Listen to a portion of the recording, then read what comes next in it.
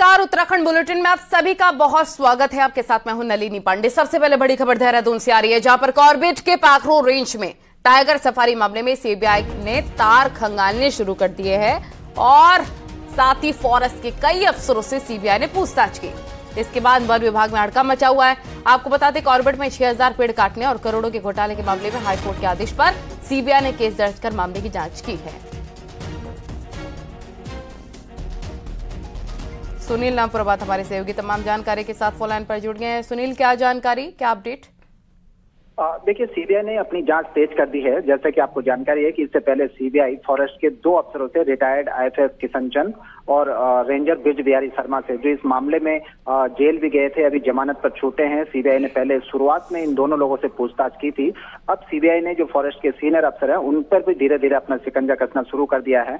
कल CBI forest के headquarter पहुंची थी देहरादून में, जहां उन्होंने फॉरेस्ट चीफ अनूप मलिक से करीब 2 से ढाई घंटे बातचीत की। और इसके अलावा जो जानकारी हमारे पास है, सीबीआई अभी अनौपचारिक तौर पर फॉरेस्ट के कई अफसरों से उनके आवास पर जाकर या उनके ऑफिस में जाकर लगातार पूछताछ कर रही है। तो इस सीबीआई ने जिस तेजी से इस पूरे केस को टेक ओवर किया है, ये माना जा रहा है कि सीबीआई बहुत जल्द ही मंत्री हरक सिंह रावत से लेकर उन तमाम कड़ियों को जोड़ सकती है, उन तमाम लोगों से पूछताछ कर सकती है जो इस पूरे मामले में कहीं न कहीं संलिप्त रहे हैं। जी ओके, बहुत शुक्रिया आपका तमाम जानकारी के लिए। और उत्तराखंड का बहुचर्चित यूके SSSC पेपर लीक मामले की जांच अब अंतिम चरण में है। पूरे मामले में एसटीएफ ने अभी तक 63 आरोपियों को अरेस्ट किया है। इसके साथ ही मामले की पड़ताल और आरोपियों से पूछताछ के दौरान एसटीएफ के सामने 2 और नाम सामने आए। उन्होंने पेपर लीक कर आगे पहुंचाया था, लेकिन अभी तक ये दोनों आरोपी एसटीएफ की गिरफ्त से बाहर हैं। इसमें एक आरोपी मोहम्मद कसान है, जो लखनऊ की कंपनी RMS में काम करता था, जिसने कंपनी के मालिक राजेश चौहान के कहने पर पेपर कंपनी से बाहर किया था। दूसरा आरोपी परवेज, जिसने केंद्रपाल तक पेपर सप्लाई किया। दोनों आरोपी फिलहाल फरार हैं, जिन पर एसटीएफ ने 50-50 हजार रुपए का इनाम घोषित किया है। वहीं एसटीएफ ने पूरे मामले में 325 से ज्यादा नकलचियों को भी चिन्हित किया है, जिनके बयान दर्ज किए गए। मामले में एसटीएफ का कहना है कि दोनों आरोपियों की तलाश की जा रही है। देखिए, यूके SSSC से संबंधित जो इन्वेस्टिगेशंस एसटीएफ के द्वारा की जा रही हैं, उसमें कुछ अभियुक्त ऐसे हैं जो कि लगातार फरार चल रहे हैं। अभी तक उनकी गिरफ्तारी नहीं हो चुकी। माननीय न्यायालय से NBW भी प्राप्त किया गया है। तो ऐसे 2 अभियुक्तों के विरुद्ध इनाम घोषित किया गया है। इसमें IG गढ़वाल सर की तरफ से भी एक इनाम इन पर घोषित किया गया है और एसटीएफ की टीम और हमारी जो विवेचक हैं वो लगातार इसमें प्रयासरत हैं इनकी गिरफ्तारी की।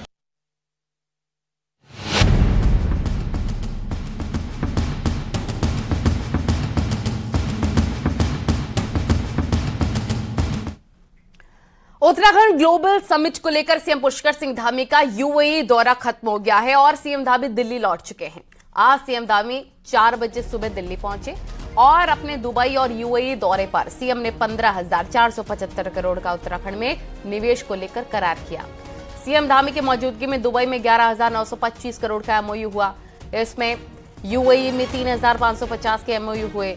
धामी सरकार ने अब तक कुल 55,000 करोड़ का एमओयू साइन किया है।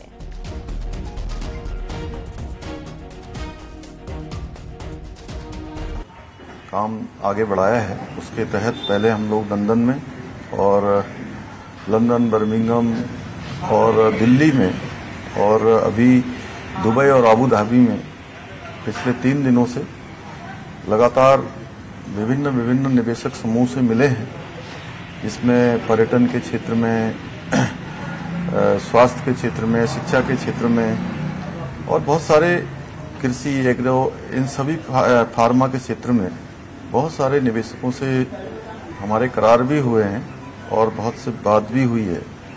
सभी से बात करने के बाद एक बात जो हम लोगों को कहीं न कहीं उत्साह प्रदान करती है कि हमारा काम बहुत तेजी से आगे बढ़ रहा है। लोग उत्तराखंड आने के लिए, लोगों के अंदर एक मन में आकर्षण भी है, उनकी चाहत भी है कि उत्तराखंड में अपना उद्योग और निवेश करना चाहते हैं और हजारों करोड़ के निवेश हमको इस यात्रा में भी उनके साथ करार के रूप में प्राप्त हुए हैं और बहुत सारे प्रस्ताव भी मिले हैं। और निकट भविष्य में हम देश के अन्य शहरों में भी इस प्रकार के निवेशकों के साथ संवाद करने वाले हैं, रोड शो करने वाले हैं और ये काम हमारा निरंतरता से चलेगा। हमारा इस बार पूरा ध्यान, पूरा फोकस है कि हम जब तक हमारा ये सम्मेलन आयोजित होगा 8 और 9 दिसंबर को, उससे पहले जो करार हैं उन सभी को धरातल पर उतारें, उसकी ग्राउंडिंग करें। उत्तराखंड ग्लोबल समिट को लेकर सीएम पुष्कर सिंह धामी का यूएई दौरा खत्म हो गया है और सीएम धामी दिल्ली लौट चुके हैं और दौरे में सीएम पुष्कर सिंह धामी की मौजूदगी में उत्तराखंड में निवेश को लेकर 15,475 करोड़ का करार हुआ है। रिपोर्ट देखें।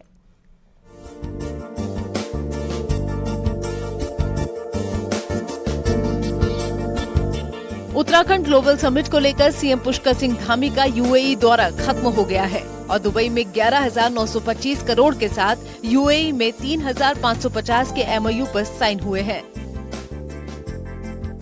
कल दौरे के दूसरे दिन अबू धाबी में करीब 3,550 करोड़ के एमओयू सीएम धामी की मौजूदगी में साइन किए गए हैं। अबू धाबी में लुलु ग्रुप के साथ रियल एस्टेट में 1,000 करोड़ का करार किया गया है।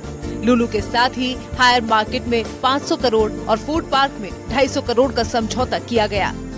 इसके साथ ही एसीटी फैसिलिटीज मिडिल ईस्ट के साथ 1,500 करोड़ और रीजेंट ग्लोबल के साथ फार्मा सेक्टर में 300 करोड़ के एमओयू साइन किए गए।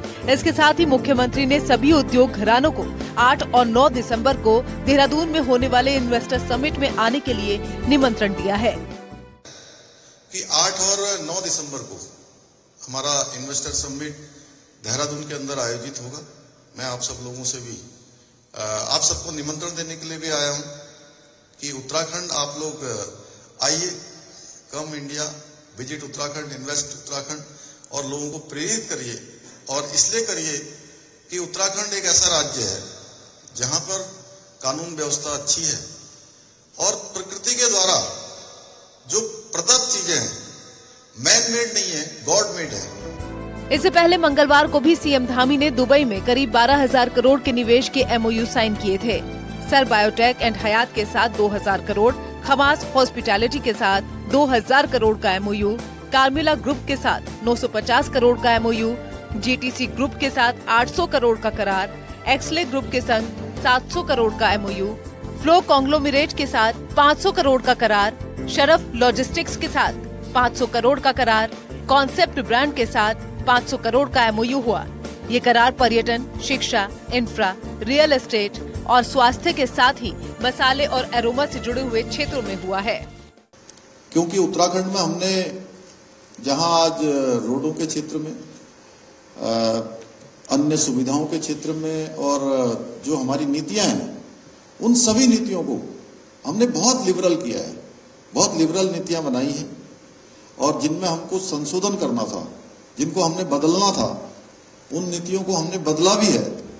कुल मिलाकर यूएई दौरे पर 15,475 करोड़ से ज्यादा के समझौते किए गए हैं, जबकि अब तक धामी सरकार कुल 55,000 करोड़ के एमओयू कर चुकी है और अब सरकार देश के 6 राज्यों में रोड शो का आयोजन करेगी, जिसमें अहमदाबाद, चंडीगढ़, मुंबई, बेंगलुरु, चेन्नई और हैदराबाद शामिल हैं। बता दें, इस ग्लोबल इन्वेस्टर्स समिट के जरिए सरकार ने प्रदेश में 2.5 लाख करोड़ के निवेश का लक्ष्य रखा है। Bureau report, news 18। Abu Dhabi में मुख्यमंत्री धामी ने अरब देशों में पहली बार बन रहे निर्माणाधीन हिंदू मंदिर के काम को भी देखा है। सीएम धामी ने अबू धाबी के बीएपीएस हिंदू मंदिर के काम को देखा और यहां बीएपीएस हिंदू मंदिर में कार सेवा भी की। सीएम पुष्कर सिंह धामी ने मंदिर निर्माण करने वालों के साथ पीएम मोदी का आभार जताया। सीएम धामी ने कहा कि पीएम मोदी की प्रेरणा से ये मंदिर बन रहा है, जो कि गर्व की बात है। यूएई में 27 एकड़ भूमि पर और हजारों करोड़ से लोगों के सहयोग से जो मंदिर वहां पर अबू धाबी में निर्माण हो रहा है, निश्चित रूप से वो एक बहुत बड़ा हमारा धर्म का स्थान बनने वाला है, बहुत बड़ा पूज्य स्थान बनने वाला है। वो बहुत ही गौरवान्वित करने वाला क्षण था जब मैंने भी उस निर्माणाधीन मंदिर में, जहां पूरे विश्व के हिंदू सनातन को मानने वाले धर्म पर, भगवान पर आस्था रखने वाले लोग आएंगे, तो हमने भी छोटा सा योगदान एक शिला के रूप में वहां पर किया है। कोटद्वार के मुख्य बाजार से लगे मालिनी मार्केट की दर्जनों दुकानों पर बुलडोजर अब चलाने की तैयारी की जा रही है। सालों से सिंचाई विभाग की नहरों पर कब्जा करके दर्जनों दुकानें बनाई गई, जिन्हें होटल को लेकर सिंचाई विभाग और दुकानदारों के बीच लंबे समय से विवाद चल रहा था। प्रशासन की ओर से मामले की जांच की जा रही है। मालिनी मार्केट वाले में ही अभी कुछ ऑर्डर हुए हैं, जिसमें जो सिंचाई विभाग की जमीन थी और सिंचाई विभाग की जमीन पर जो है खोखे बनाए गए थे, तो उनको जो है अभी क्योंकि बेदखली के ऑर्डर कोर्ट से हो गए हैं, तो उसको जो है तत्काल प्रभाव से सिंचाई विभाग को निर्देशित कर दिया गया कि वो तत्काल उसको हटाएंगे।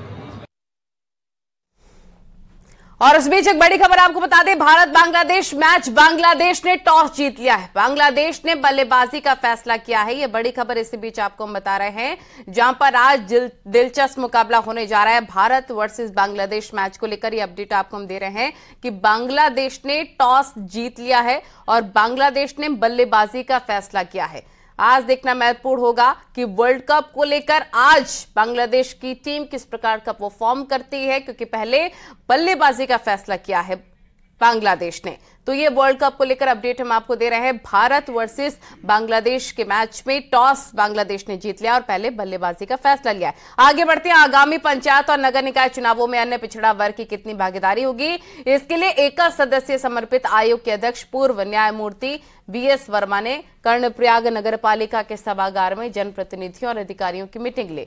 उन्होंने कहा कि आगामी चुनावों में अन्य पिछड़ा वर्ग को कितना आरक्षण दिया जाना है, इसके लिए जनता से सुझाव लेकर सरकार को इसकी जानकारी देनी है। जो अन्य पिछड़ा वर्ग है, अन्य पिछड़ा वर्ग का पंचायतों में, लोकल बॉडीज में, नगर पालिका और पंचायत में उनका पॉलिटिकल रिप्रेजेंटेशन कितना होगा, इसके लिए बैठक की गई है। इसके क्या इंडिकेटर्स होंगे, उसके बारे में पब्लिक ओपिनियन के लिए बैठक हुई है, हमने सुनवाई की है। बद्रीनाथ धाम में इस बार रिकॉर्ड तोड़ तीर्थयात्री पहुंच रहे हैं। 16,12,089 से भी अधिक तीर्थयात्री भगवान बद्री विशाल के दर्शन कर चुके हैं। अभी 1 महीने पूरे यात्रा संचालित होनी है। ऐसे में उम्मीद है कि इस बार यात्रा का आंकड़ा कपाट बंद होने तक 17 लाख तक पहुंच सकता है, जो अपने आप में एक नया रिकॉर्ड होगा। चारों धाम की यात्रा की बात करें तो पिछले वर्ष 40 लाख तीर्थयात्री पहुंचे थे, लेकिन इस बार 50 लाख से ऊपर तीर्थयात्री चारों धाम दर्शन के लिए पहुंच रहे हैं।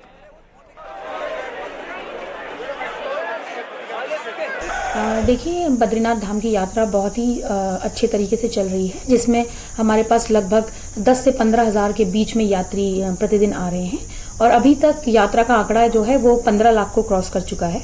हम लोग आशा कर रहे हैं कि ये आंकड़ा लगभग 15 से 18 लाख तक यात्री हमारे पास कपाट बंद होने की तिथि तक पहुंचेंगे। खबरें लगातार जारी है, वक्त बहुत ही छोटे से ब्रेक का।